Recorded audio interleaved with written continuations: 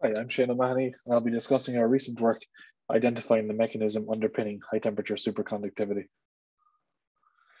Many thanks to our international research team who made this possible.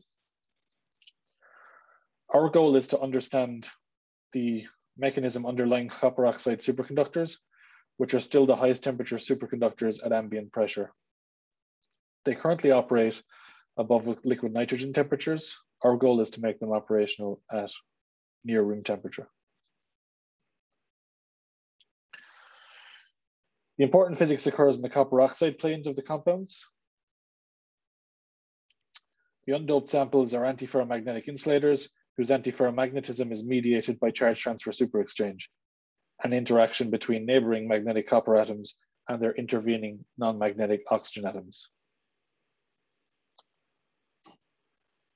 Upon hole doping, these materials become superconductors, and a leading proposal is that this superexchange interaction is preserved and leads to the formation of spin singlet electron pairs, which then condense to form the superconducting state. A leading theoretical framework is the three-band model. This model allows for electrons to hop between the copper d orbital and the adjoining oxygen px and py orbitals. The consequences of this model can be computed using a modern numerical framework called dynamical mean field theory. And in this model, it turns out that superconductivity arises due to superexchange interaction. A concrete prediction of these calculations is that the superconducting wave function falls off with increasing charge transfer energy. The yellow cone shows a range of theoretical predictions for different materials. We aim to measure the dependence of the electron pair density, which is the square of the superconducting wave function, on the charge transfer energy, varying only the charge transfer energy.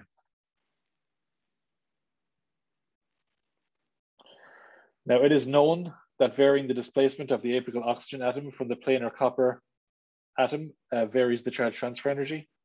So the idea then emerges to controllably vary the apical oxygen displacement, thereby controllably varying the charge transfer energy, and measure the response of the electron pair density.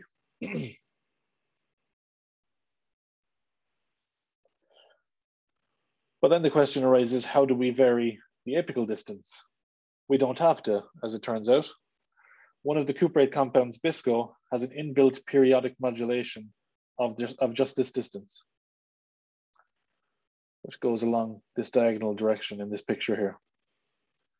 By combining STM imaging and X-ray refinement, we can make an atomic resolution map of this distance delta.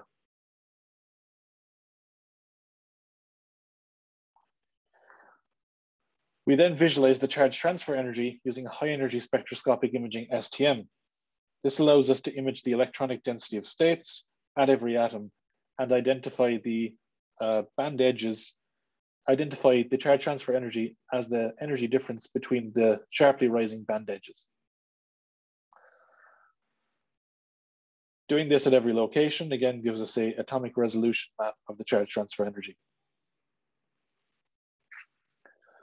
Then using a bisco nanoflake tip, we can form a Josephson junction between our tip and the sample. This is called scan-Josephson tunneling microscopy. And using this technique, we can relate the electron pair density at a given location to the Josephson critical current multiplied by the junction resistance. And again, using this method, we can produce a map of the electron pair density at every location with atomic resolution. Combining the maps of these three quantities, we could then plot the variations of NP, the electron pair density, as the charge transfer energy varies over one crystal supermodulation period. Our results are in excellent agreement with the theoretical cone of interest that we showed earlier, demonstrating that the charge transfer superexchange is key to the mechanism underpinning the superconductivity in the cuprates.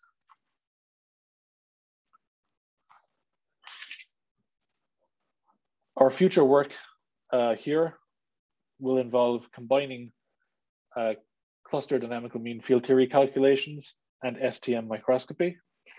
For a complementary experimental and theoretical approach to understanding various problems, including how the charge transfer superexchange interaction varies throughout the phase diagram and how it influences the different phases.